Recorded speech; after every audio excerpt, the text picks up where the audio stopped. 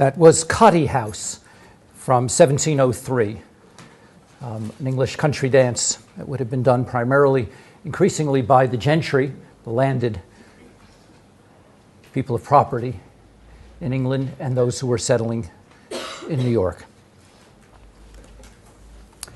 The next two lectures will take us through up to the War for Independence in the 18th century. Today we'll learn more about this kind of the social profile, what society looked like in the 18th century, how it changed under the English regime. And next time we'll talk about the same period and look at the kind of social turmoil and protest and social movements that occurred in response to the disorder and quest for order within the society at the same time. This is fragment 4 from the Chelsea game. To let carriages, coupes, hansoms, 109. To find that, the clue that I will give you, if you know something about numbering in New York streets, it's pretty easy to find it. So if you know how numbering is done in New York, how house numbering is done, so if you went into a cab and you said, take me to East 233rd Street, but East number 215 East 33rd, or 215, would you know what avenue it was before, or if you said West, and if it was an even number or an odd number. If you know the numbering system, which is uniform all through New York, it'd be pretty easy for you to find this location in Chelsea.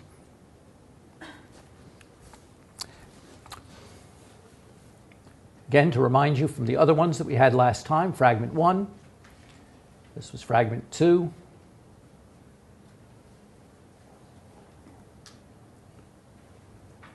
And fragment 3.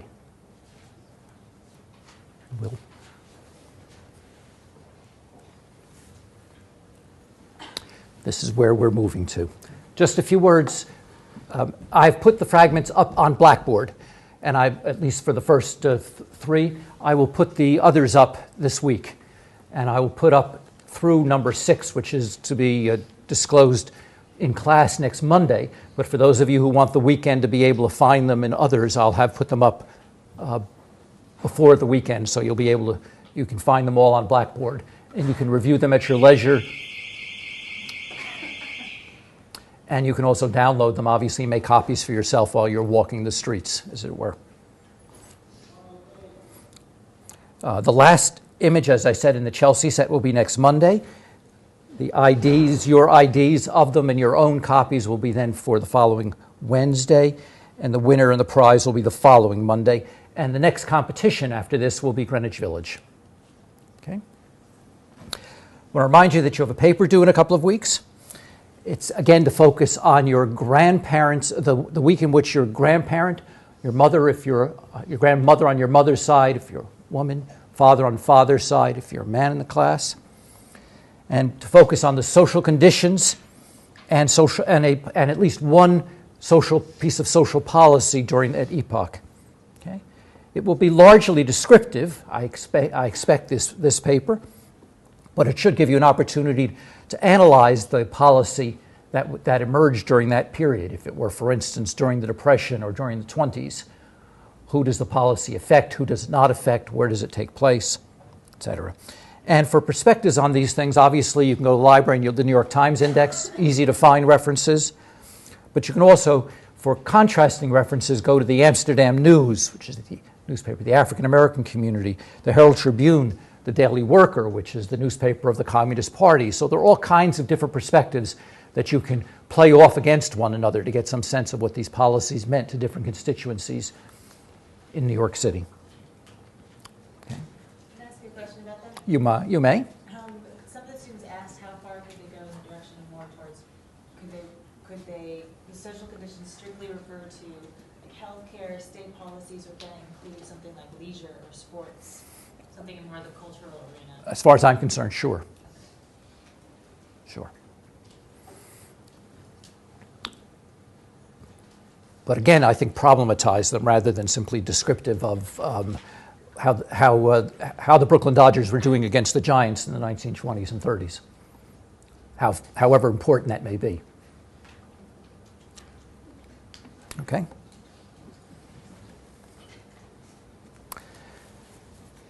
The end of the 17th century. The social structure and the profile of the population was different than it had been earlier in the century.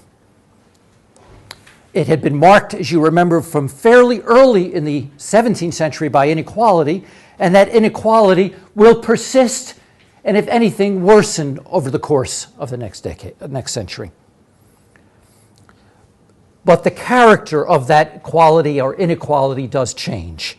Wealth is increasingly focused now with English merchants rather than just with the Dutch, and concentrated in Manhattan. This is the actual population, as you can see.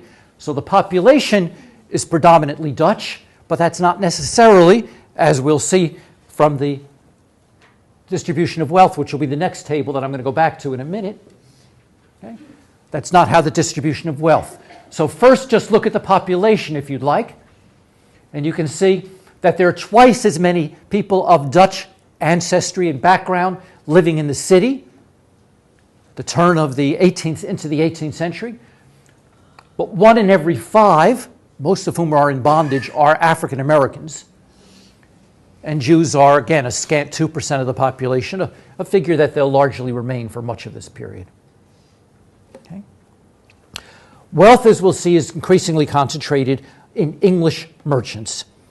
And again, in Manhattan, remember we talked last time about how increasingly there will be a new configuration and problem, and that is the relationship between wealth, power in Manhattan versus the outer boroughs, or otherwise what was known as the hinterland during this period. Okay? That will be manifest as late as the 21st century in the relationship between upstate and downstate, between New York trying to get passages, tax codes passed for the city, but dependent often on control from upstate legislatures.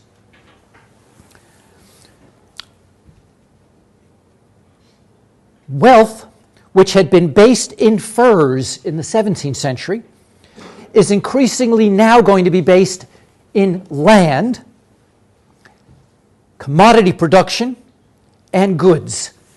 That's to say, areas that we will associate with other forms of manufacture and property, most especially including property in persons. We call that slavery. So the slave trade will now be a dominant, a major form of economic activity in New York City, which in New Amsterdam, as you recall, was dominated by fur trade. And that brings us to the last point here, of course, is that Amsterdam is no longer the central node relationship between the colony and Europe. Rather, it is now London and New York that exist in close relationship for capital, for wealth. Yet London and New York in relationship now to the Caribbean,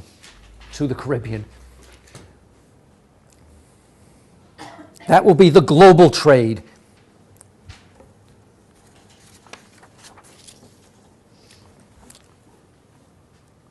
For the distribution of wealth.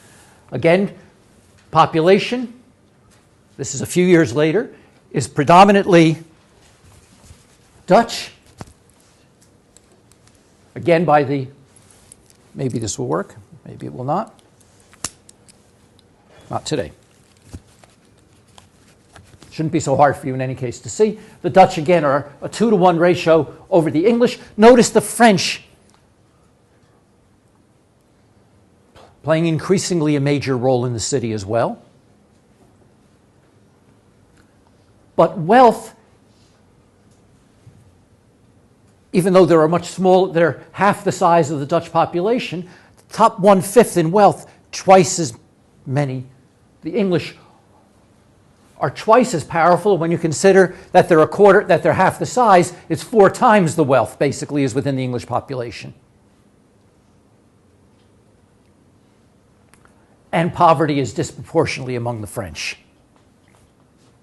Of course, this is not including the poorest groups that are outside this picture, who, of course, are going to be African Americans and Native Americans, who are just not tabulated as part of this in any case. They're So the French and the English, as we'll see, are beginning to take on whole new roles by occupation. Notice the merchants. Remember that the French were only 1/10 of the population, but notice that there are in fact more French merchants than there are even English merchants. We're in 1709. So the French, again, who are here, while they are also the poorest, are a divided community between a very small nucleus of French merchants and others who are not even a part of this picture, who are going to be below the artisanal class, below the craftsmanship class. People who are going to be day laborers. Okay. Where are the English? A large number. Look in that second line, gentlemen. A very arduous task. It meant being able to keep up the status, the position of a gentleman. Okay? So that's a very large number. The masters are your, again, master manufacturers. These are the master craftsmen. These are the people at the very top of the artisan role. These are people who later will move over to becoming master and manufacturers. And again, we see a large percentage here, very small among the French. So these are the most skilled craftsmen, many of whom are going to become independent entrepreneurs over time. So you get a sense again of the occupational distribution. I think. Yes. Were most of the French Protestants or Catholics? I don't have data on any of that. They're going to be a mixture. They're going to be a mixture. The Walloons are often the when we're talking about French speakers, in some cases we're talking about Belgian, and they were in fact Protestants. In other cases we're talking about French Catholics. The French Catholics primarily come in the 19th century, so I think these are going to be disproportionately Protestants, not Catholics. Okay. Good question. All right, English replaces Dutch as the language and as the currency. So it is both the lingua franca and the pound. So it is the basis both for business and for political discourse.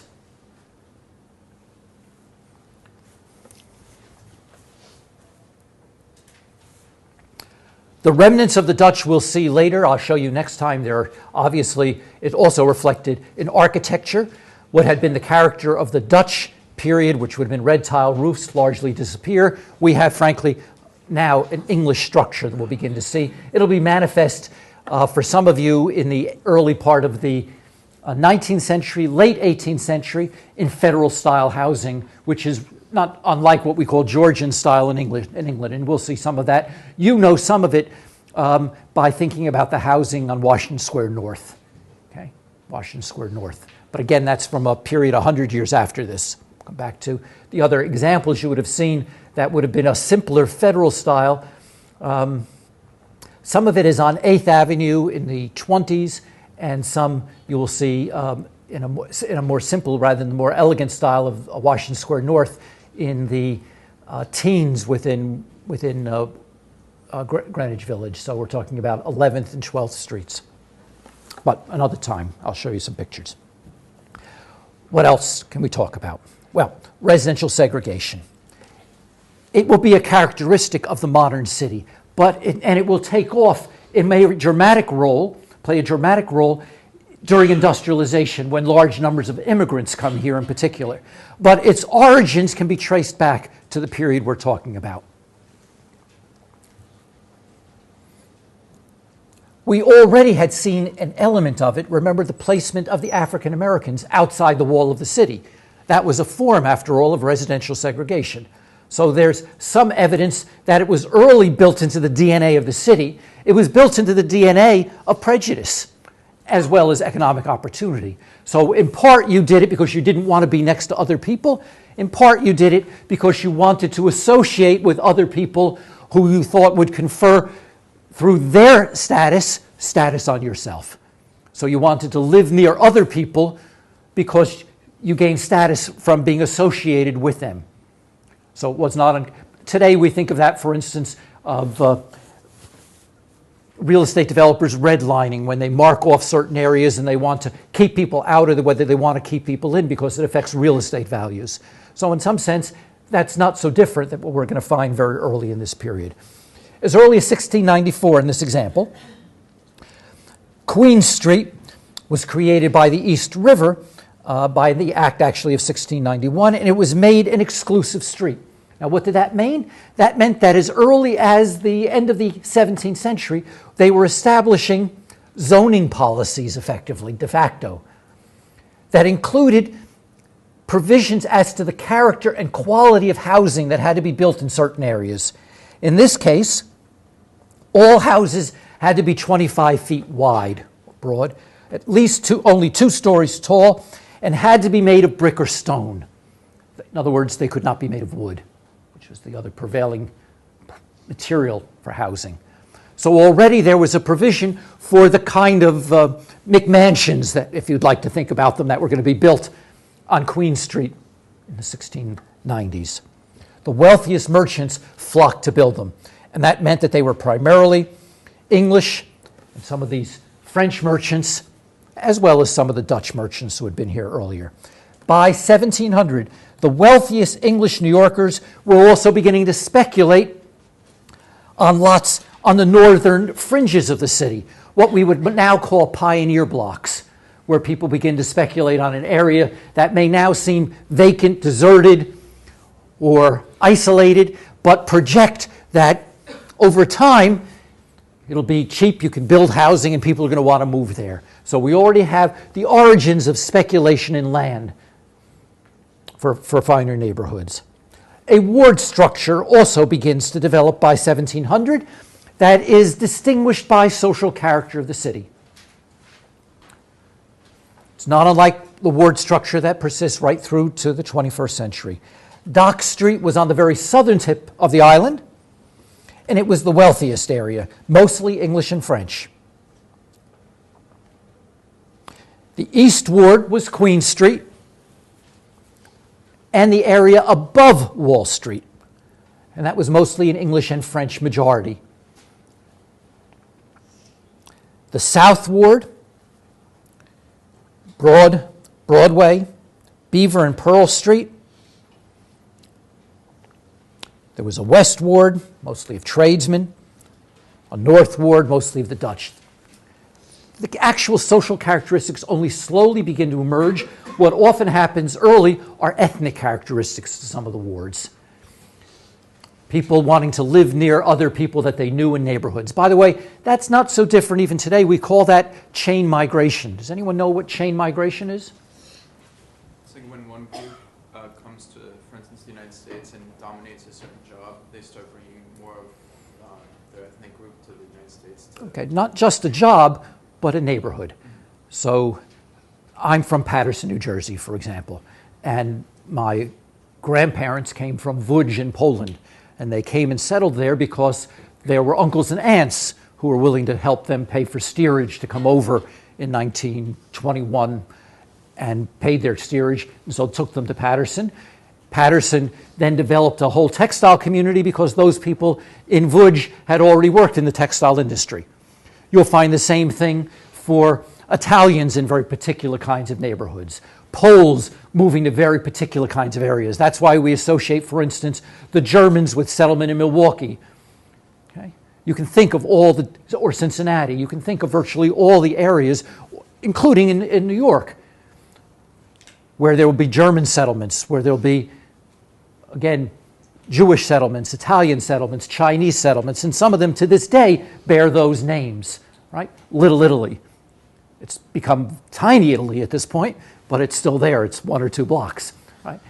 Chinatown, which at one time was smaller, is now taken over, and it isn't just China, obviously. It's a Pan-Asian set of communities. But they're just examples of a process that was beginning here with these earlier immigrant groups who were doing the same thing, if you'd like. Wealth and power That's to say, went hand in hand and was spatially marked in the city as it is today.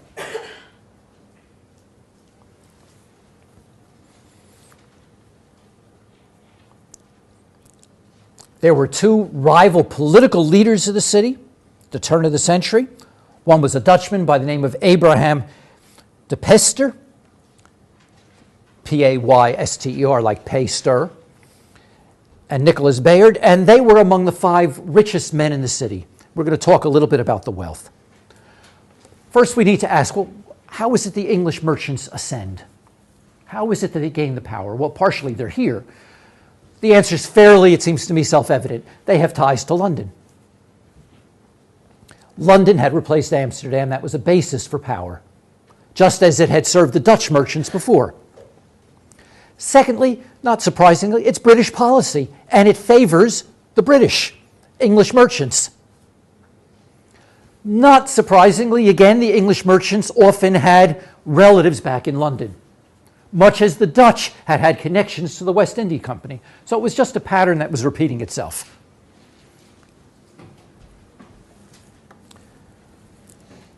In fact, as early as 1668, the British government forbid vessels from the Netherlands to bring cargo to Manhattan and effectively reversed what had been the Dutch policy. Remember, the Dutch had required every merchant to use Dutch shipping. The English just reversed it and now required English shipping the same way. It's again an example, as we'll see right through the 21st century, of how, if you'd like, what we might call federal policy, state policy, is affecting urban life. Okay? And ties to a state policy are going to affect urban life.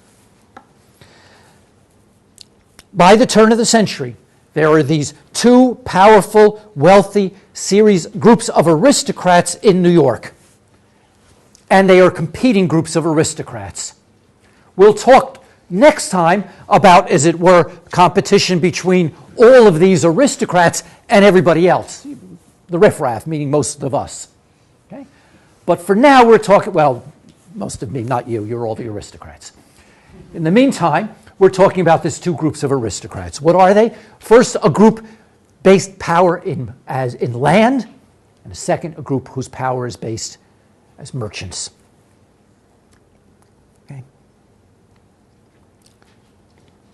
One interlocking family directorate was made up of these major merchants. Both are going to be interlocking directorates. What do we mean by an interlocking directorate?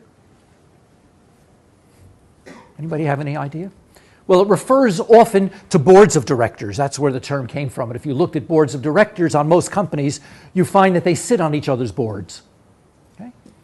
So a board of directory of, for instance, let's take an anonymous organization, let's call it New York University, might have a whole series of directors on the board, and they're likely to be people who have their own companies. And if you look at their boards of directors, on the whole, you'll find that their boards of directors often have some of the same people on their boards. So it's often the major banks, it's going to be the major companies in town. This wasn't a conspiracy, it made business sense. These were people who knew one another, they respected one another, they had the same set of interests in common. Okay? They're tied one other way, of course. They were family. So they often, because they went in the same social circles, they also intermarry. So it's a network that's tied in business and family. It is almost what we might call a family business. The mafia, not quite. But not totally unlike that kind of set of networks that we're talking about. Who are the major families? Just to give you examples, the Phillipses, some of them will be players we'll hear about in the next week or so. The Phillipses.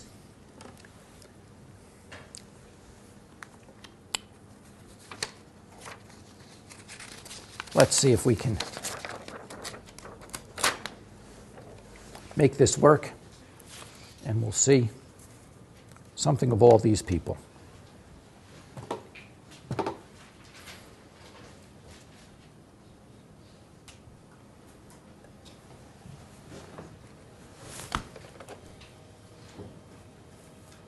Whoa.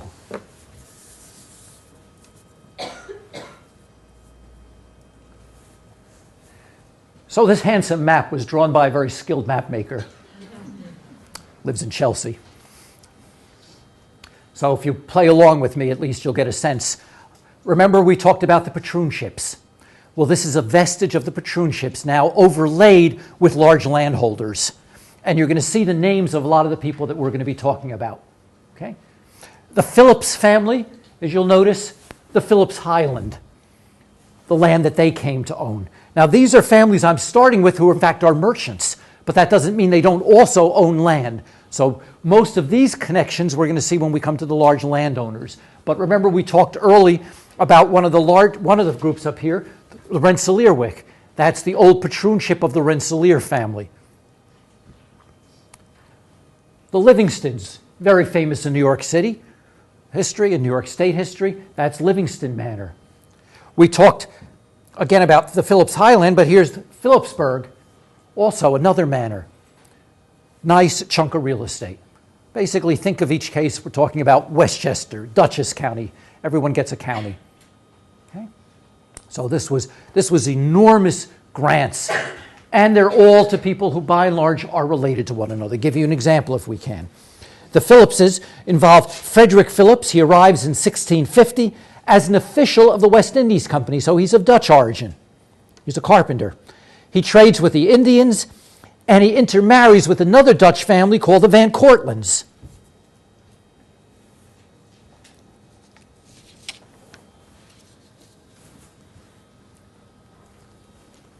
You follow all this? Here we go, all right? So we have the Phillipses. Their children, they intermarry with the Van Cortlands. Who are the Van Cortlands? Their family arrives in 1638.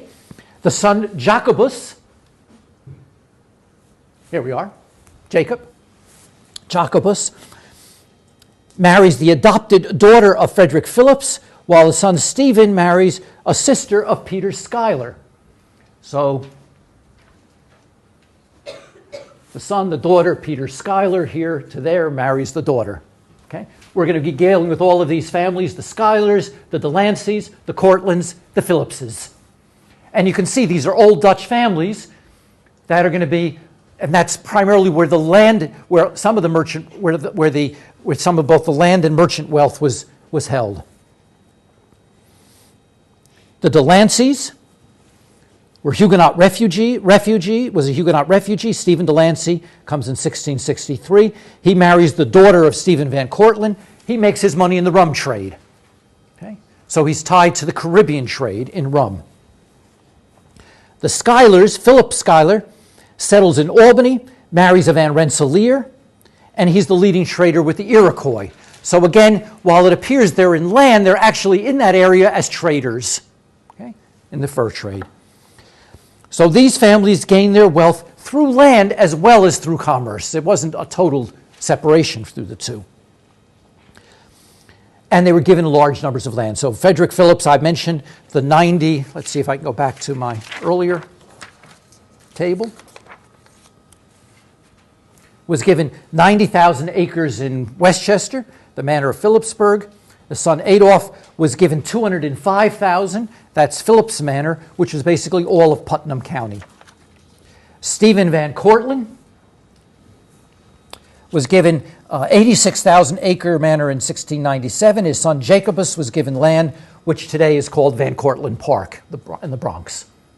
Many of you know the northern part of the Bronx. Okay? But he was also given the area north of there in Westchester, the towns of Katona now, and Bedford in that part of Westchester. The key to understanding this, however, is that these are all absentee landlords. They're living in New York City. Okay? They rule that area, and they have tenant farmers who are required to pay them money. Remember, I told you later there are going to be rent strikes and farmer rebellions at the end of the 18th century, because these are all absentee owners extracting a share of the earned income from the farmers, who are often hard scrabble farmers living in these areas in the north. Okay?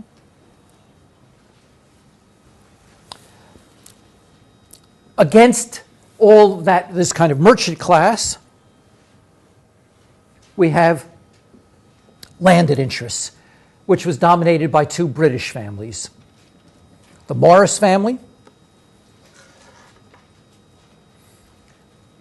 led by a man named Lewis Morris, and he established a manor of Morrisania on the land that was once owned by a Dutchman by the name of Jacob Bronx. So you all ought to be able to guess where Morrisania is, okay? North of the Bronx, and overlaps with that area. So, I lived the street before Morrisania. no.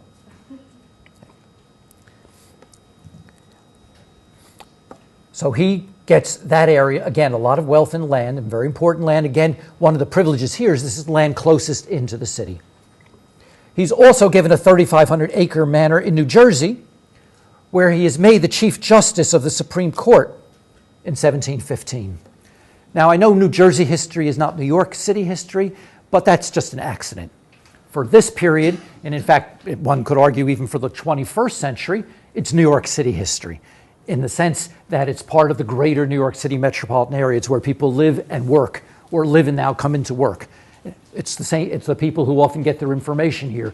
So it's an illusion of deciding how much you want to define existence of the city by a political boundary. And in this particular period, those political boundaries were very porous. So what was happening in New Jersey had great bearing on what was happening in New York. They were not terribly distinct as political entities, and certainly not in social and economic authority and power. He led the life, Morris, as a kind of model country squire, the English gentry, those gentlemen. Okay? And they had jobs. They were the justices of the Supreme Court. They wore wigs that were symbols of their power and authority. The second family are the Livingstons. I mentioned living in the owning that northern piece of land. The head of that family was Robert Livingston, born in 1654, dies in 1728. So he's the first half of the 18th century. His sons will live on after that. He's originally a merchant. He had lived in Rotterdam, so he had one advantage. He's English, but he spoke Dutch. So he had a tremendous advantage, not unlike those of you who here at NYU are studying foreign languages in order to go into business and see the advantage of either studying Chinese or Japanese down in the future. So he was very valued in the new land because of his skills. And in 1679, he marries, and listen to this name, if you will, Alida Schuyler van Rensselaer. Okay? Schuyler van Rensselaer. That's to say, the widow of Nicholas van Rensselaer, who had earlier been a Schuyler as well. So he's intermarried to both the Schuylers and the Van Rensselaers. We talk about those interlocking family ties.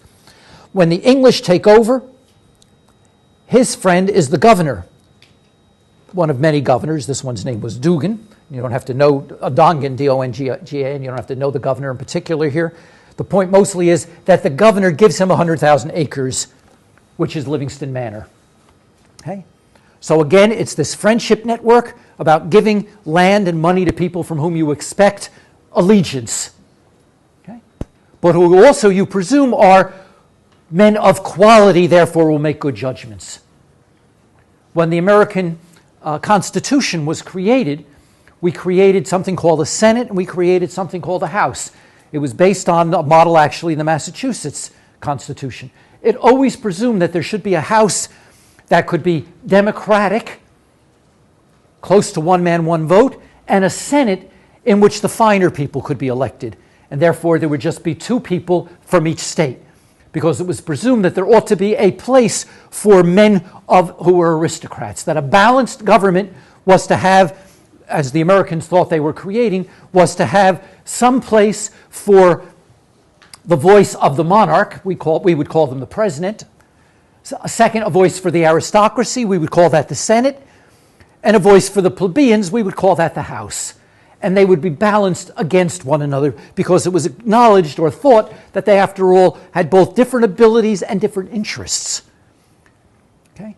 That people of wealth needed to have their kind of wealth spoken for. And so it was presumed that the Senate would, in fact, represent people who had an interest in greater wealth. And their voice should be protected as much as the voice of people with less wealth should be protected and given voice in the House. So not unlike that, very early there was a presumption that these men who were aristocratic should in fact be given land and wealth.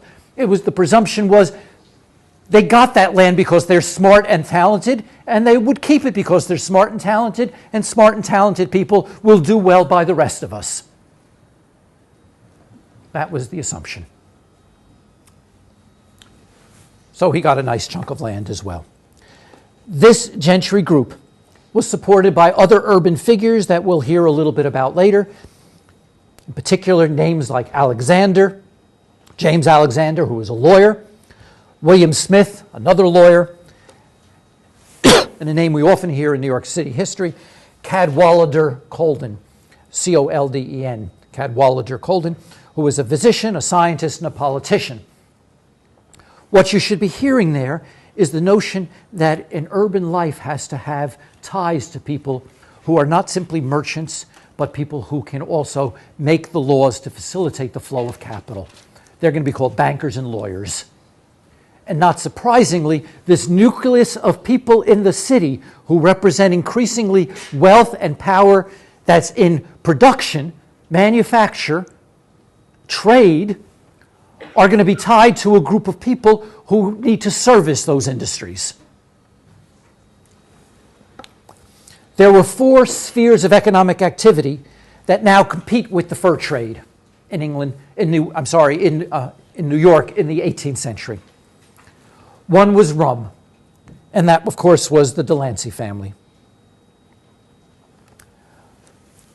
I mentioned some of these other names you'll hear just because they're associated with place names in New York City's history, and so they'll mean something to some of you and give you a sense of where we've gotten those names. Wine was another, that's to say alcohol, the other form of alcohol, and that came, the particular wine merchant was a man by the name of Richard Willett, W-I-L-L-E-T-T. What's the place name?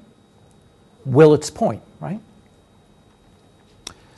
The fur export continued, again from the Dutch, the Van Swieten family. But the more general import trade involved 2 other areas, one of enterprise. And they become the central nodes of this trade with the Caribbean beyond rum. And they are first and foremost slaves. James Stuart, King James, used the Royal African Company in England to import slaves into New York, and it becomes the staple of the New York economy led by Jacob Van Cortlandt. It is partially about bringing slaves to New York, but it increasingly becomes the transportation of slaves to the colony by ships coming from New York and by New York capital to provide the trade for the slave enterprise. So New York City does not become necessarily the largest slave capital, though indeed it has a large number of slaves, we'll talk about later. But it becomes the backbone of the slave economy, okay, for all of the colonies. And it's led by these prominent families, most particularly the Van Cortlandts. There is one other form of enterprise that's worth noting. It's been much in the news more recently, but it comes off the African coast, the news today. It's called piracy. We were good at it.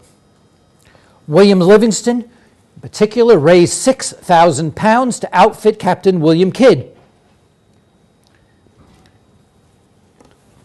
to attack off the Madagascar coast, where we're now dealing with pirates today, of the Jolly Rogers, of pirates. He failed. Captain Kidd was not very successful. But the New York merchants remain centrally engaged in piracy and smuggling. And that remains the case through the 18th century. And it partially explains why the British were so concerned about taxes on trade, collecting taxes, because they knew there was an enormous amount of trade that was going under the table. So the British weren't simply doing this, as it were, focusing on importation trades, taxes, out of nothing. There was, in fact, demonstrable evidence that this was how business was being done. I suspect all of you have, at some point or another, for instance, gone to a store and someone said to you, oh, it's $200, but if you give me cash, I'll give it to you for $175. And I hope and know that you understand that that meant they weren't paying tax. Okay? That money wasn't being reported. You were getting a deal, they were getting a deal, somebody wasn't. Okay? Whoever was going to need the tax revenues. So that we've all participated on lower levels of, not all, but many of us have seen that kind of economy. And it was deeply entrenched in New York City among these English merchants early in the 18th century. And they had power and authority, and they believed in it. They valued it. They privileged it. Enough so to give one example. Van Swieten, who was one of the big fur merchant, was found smuggling goods by custom officials. His response was to call up his fellow merchants, and they all held the customs officers prisoner.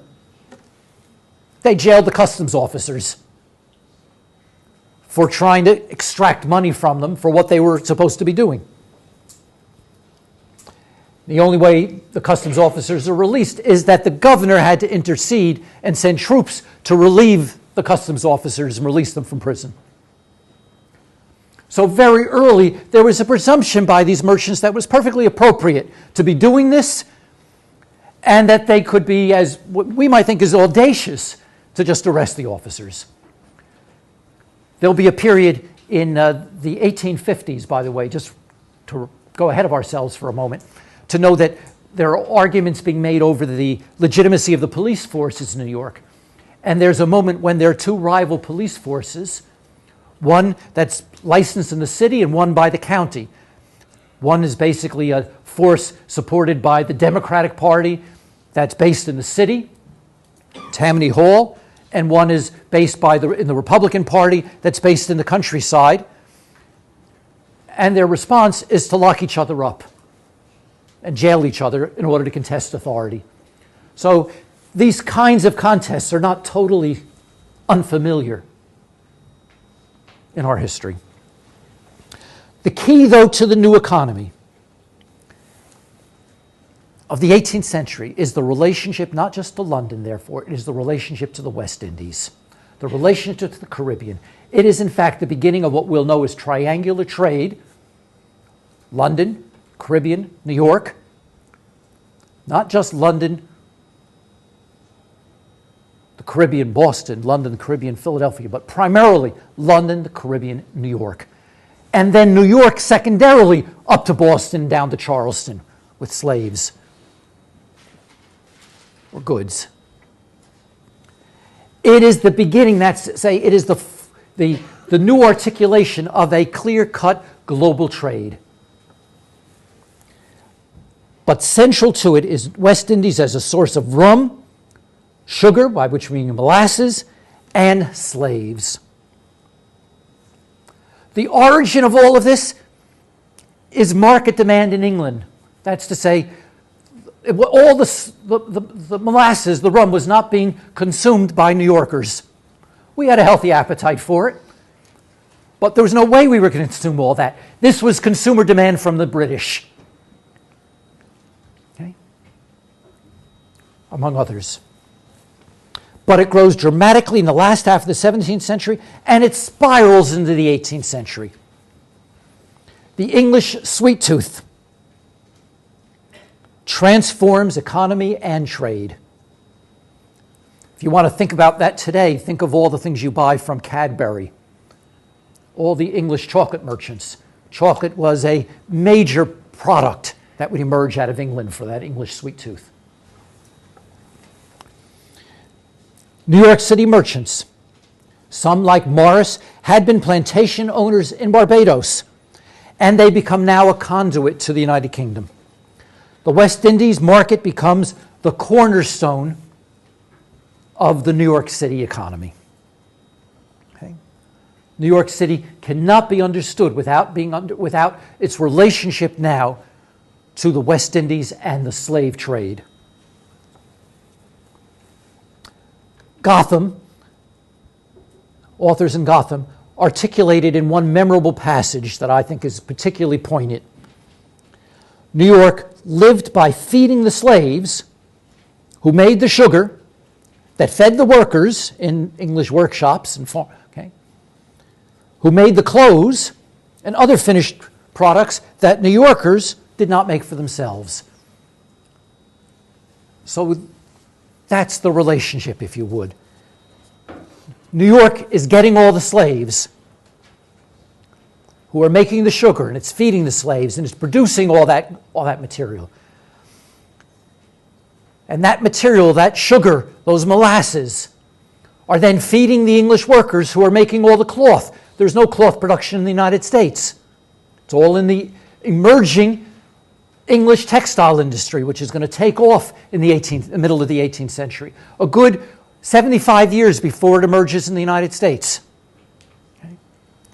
And those clothes are then going to be shipped back to New York to feed the New Yorkers so they can get back on their ships and go get more slaves and more rum. Okay? That's the connection of that trade route. Global trade on the high seas. New York City in the 18th century has become a port economy. And that will make it different than a place like in Lowell, Massachusetts in the 18th century, or inland cities that will emerge in the United States, or inland cities in England, like a Manchester. It will be more like Liverpool. Okay. And that meant the growth of New York as a commercial port, shipbuilding, the use of artisans, masters. It meant the growth of piracy as both a problem but as a source of profit. Our ships were subject to pirates, but we were also fueling pirates to go out and bring back goods and smuggling. It means the development of processing mills for sugar, for rum. The biggest sugar mill is built in the 1730s by Bayard. It's built next to City Hall. So we begin to get new industries related to these kinds of forms of enterprise. And finally, you need people for all these ships, and that meant sailors. The history of Jack Tar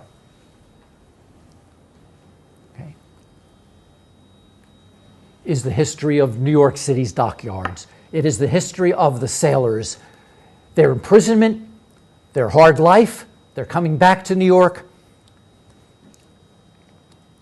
They're fueling and creating a seasonal economy in which people come and go. And an economy that is also often dramatically male, with a gender imbalance, that then begins to promote different forms of gendered behavior, including the servicing of males who come and go. Saloons,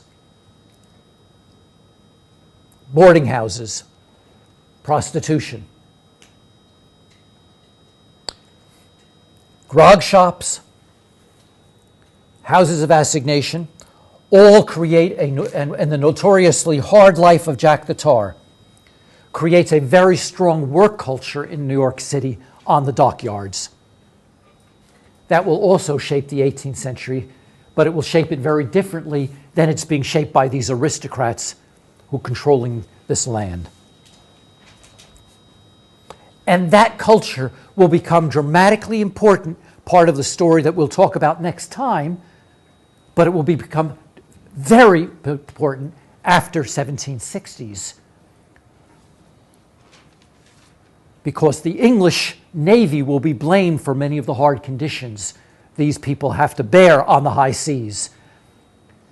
And these people also have a kind of work culture that creates a very particular sense of having worked hard, they have rights that ought to be preserved and protected. And they ought to be able to assert some of those rights. There was a certain kind of, what, for lack of a better word, let's say Tom Paine might call common sense to the rights that they should claim and assert at the end of the 18th century. So we're going to come back to this work culture of Jack Tar increasingly as well. But the dockyards are also creating other kinds of labor forces that will be as important to the emergence of a commercial economy. I mentioned them before. Legal and professional structures, lawyers, newspapers, not so much for trade, for information about local daily events, but for information about when ships were going to sail, for information about when goods were going to arrive. That's to say, these traders begin to develop a kind of infrastructure to facilitate transport, to facilitate trade. And print media is a part of that. There would be a need for doctors. If you were going to have a labor force, whether it was going to be on board ship or building these new everything from a grog shop to a sugar mill, you needed a healthy labor force. And these cities, these emerging cities like New York, remember, they had areas around what we now call Central Park that were made up of what kind of land? Swampland. And swamps, though we didn't always understand it then, we understood the result, we understood disease. That's to say, we knew it occurred. We didn't understand what caused it.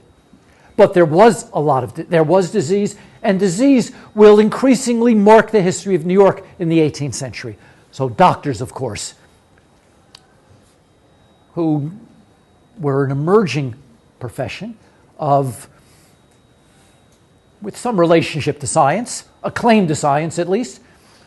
Depends how much you like to think of bloodletting and use of leeches as science, are increasingly also an important part of this new kind of elite infrastructure in the city.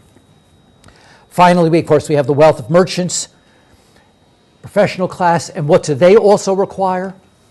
Luxury goods.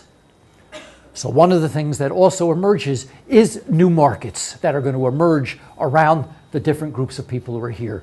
And we've already heard of at least 3 kinds of markets, minimally, and we might even say 4 that are emerging. Luxury goods for the elite.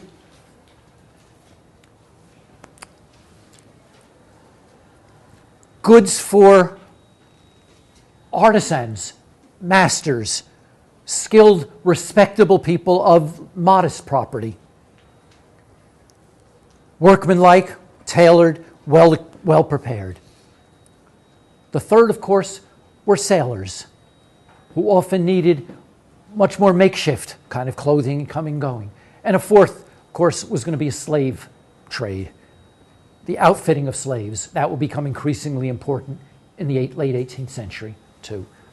So New York, there are vast emerging markets in a city that's now increasingly structured, not quite by classes, but by at least social groupings, what would have been called plebeians and aristocrats in the 18th century.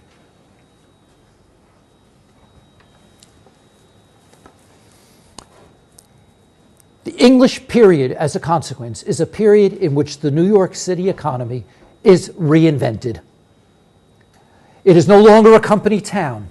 It is no longer just tied to Amsterdam. It is no longer almost singularly dependent on furs. It is now a much more diverse economy, a global economy, a triangular trade tied to London, tied to the West Indies, and increasingly dependent on property in land and people. And if they ain't slaves, they're indentured servants. So we're talking about ownership of people who are both black and white.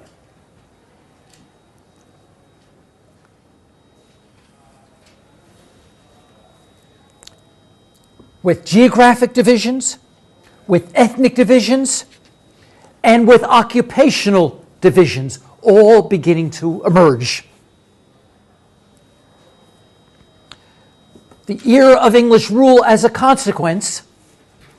And remember, we started in 1664, but really with fits and starts, there's a period the Dutch come back, the English go from the period from the end of the 17th century until 1783. But at least for our period right now to 63, we know what happens after 63, that period of enormous turmoil, that's the revolutionary era that we call it. But this entire period is marked as a consequence by by political instability. Okay? All of these different groupings, a term that historians actually call factions, create what an emeritus professor at NYU in a famous book about this period called a factious people. A factious people. And so we need to talk a little bit about the factiousness and what characterized it in New York City. The political instability was first and foremost between two rival groups of elites.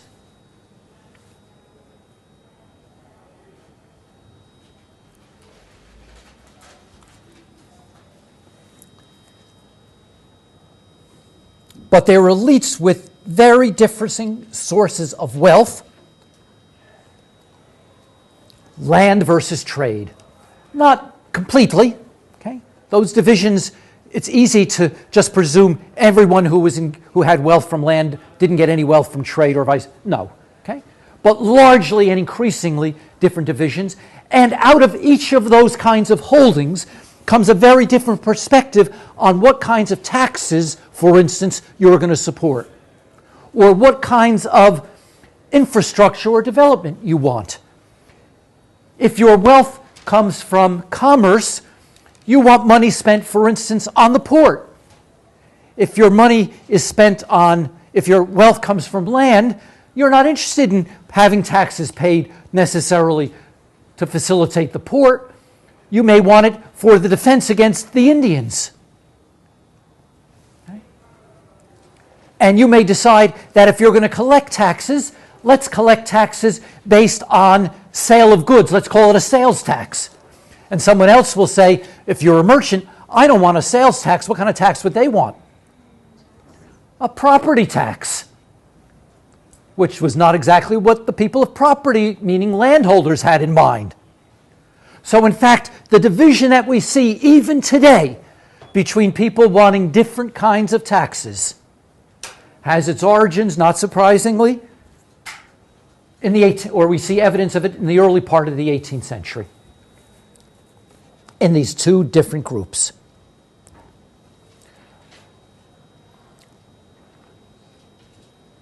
There was lots to fight over and many opportunities in this era to do so.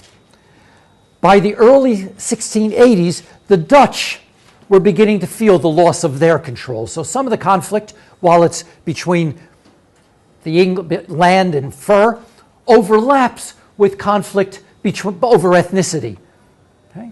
Sometimes people, even today, can be struggling over jobs, and they're both poor people, both groups of poor people, but the conflict is fought out over racial lines or over ethnic lines.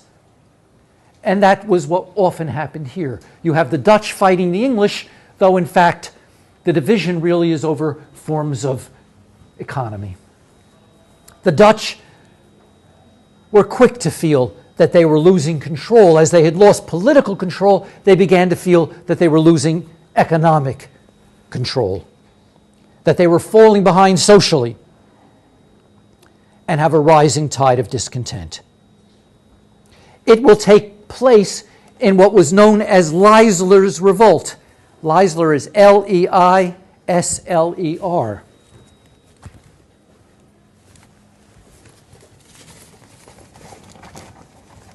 Nope.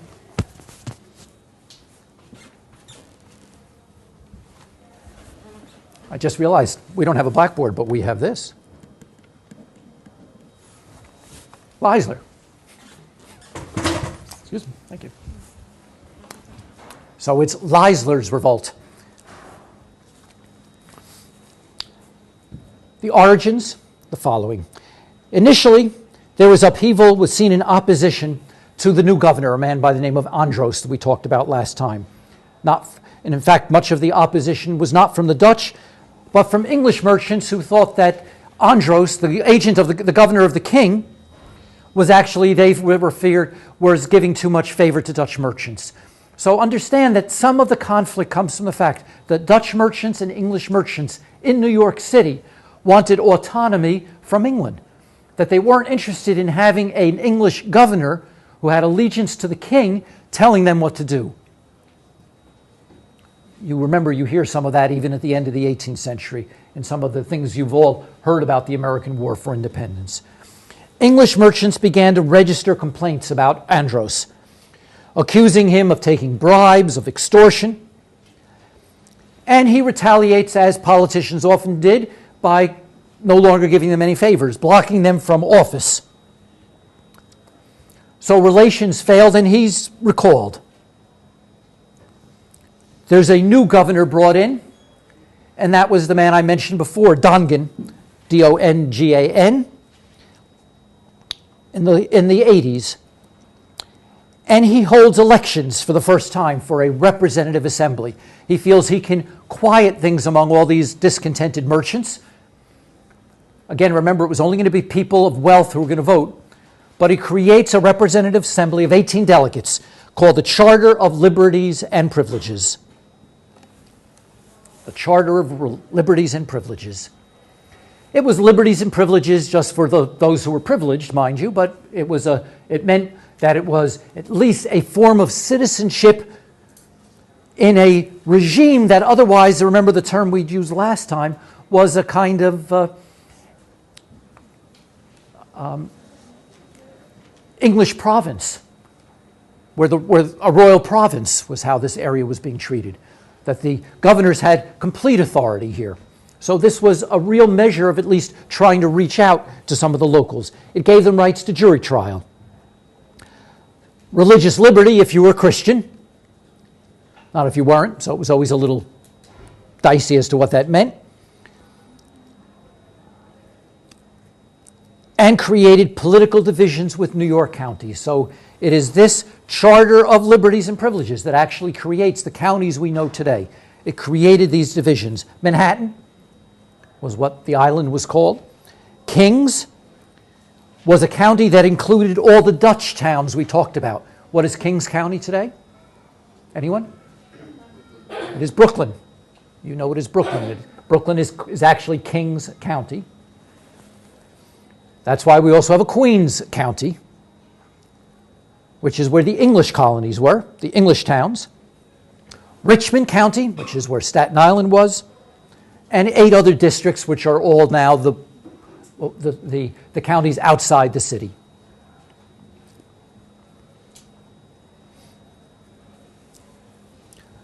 Let it be understood, working people, by which we mean the artisans, jack tar, slaves, indentured servants, got nothing from any of this. We're talking about a very limited number of people who were affected by it. That for the vast majority of the people, they were thought of as simply unruly labor, as a servile class.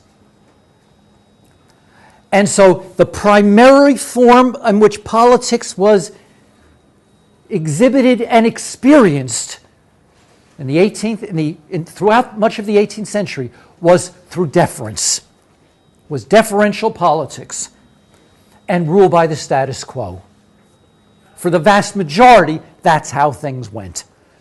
You deferred to those who were better than you. That, by the way, was simply a vestige from the medieval past, from the Elizabethan world order of the 17th century. It takes time to change those sets of attitudes. Cultures change slowly. People were born into a social position, and it was presumed that you didn't rise above yourself. If you did, it was thought to be uppity. Okay? And people were taught to defer to those who were better than yourselves, and they did. Somebody wore a white cap. There are lots of reports about people quaking in their boots whenever they saw somebody like that. It's a little like, I don't know how the rest of you are, but how do you feel when you're driving down the highway and suddenly you see a red light flashing behind you? And everybody gets a little anxious. What did I do wrong, right? And then you take a brief sigh of relief when they go past you to stop somebody else. But there's an instinctual response of a little concern, of awe, fear. Well, that's what happened here. There was both awe and respect of deferential politics. Andros returns in 1688 as the governor, not just of New York, but of the entire dominion of New England. But comes down to New York and hoists the flag of New England over the fort at the Battery. And he removes Dongan from authority. As he does so, however, in 1688, there are big changes taking place in England. A bloodless coup, known by kind of Whig apologists as the Glorious Revolution. It secured Protestant succession in England and established the supremacy of Parliament in England, established a commitment to natural rights, popular sovereignty, and languages of liberty, all of which would become important in the 18th century as they will trickle over to New York and some of the other colonies. But that will be in the future. In 1688 and 89, the news of a glorious revolution in England simply creates a window of opportunity in the colonies, like New York, especially around this political instability in which people who are anxious about their power and about a feeling of loss of power see this as a chance to right wrongs that were long simmering. They erupt the next year in 89 in what was known as Leisler's Rebellion, or Leisler's Revolt. Who was Jacob Leisler? Well, first of all, he's Dutch, as you can tell.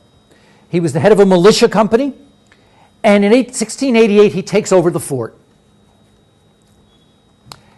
claiming that he's going to hold it for William of Orange in the hope that William of Orange is going to support the Dutch, because William of Orange will be... This was seen by historians as the kind of last gasp of the Dutch in New Amsterdam, and what had been previously New Amsterdam. Indeed, however, in 1691, William and Mary, the Crown in England, send over a new governor. Leisler resists, he's taken prisoner, and he's hung. So it's not a major coup, it's really a small action. But it's worth noting for a couple of other reasons. Every other colony in the New World has a rebellion at the same time. And it's worth thinking a little bit about some of those rebellions for what they may tell us about the larger meaning of what was going on. In Virginia, the rebellion was called Bacon's Rebellion. In Maryland, it was called John Coutts' Rebellion. Coote was C-O-O-T-E. But the one that you all know most about in 1691 occurred in Massachusetts Bay. And what was that incident? Does anyone know what was going on in Massachusetts Bay in 1691? I'll give you a hint. In a little town called Salem. Witchcraft trials. And one needs to ask, what does witchcraft have to do with what was happening here?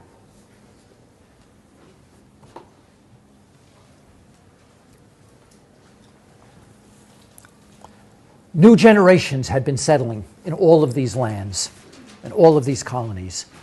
And in the initial settlement, historians understand, land was given out. But the land that's given out in the beginning means that there's less land for newcomers to have. And so increasingly, people in the second and third generation are worrying about what's left for them. And why are they now getting slim pickings? Or why is there nothing left but hard scrabble land for them? Secondly, the prevailing law in patriarchal societies is primogeniture. What does that mean? It means that land is passed on to the sons, but the first son gets most of it. What happens to the second son or to the third son?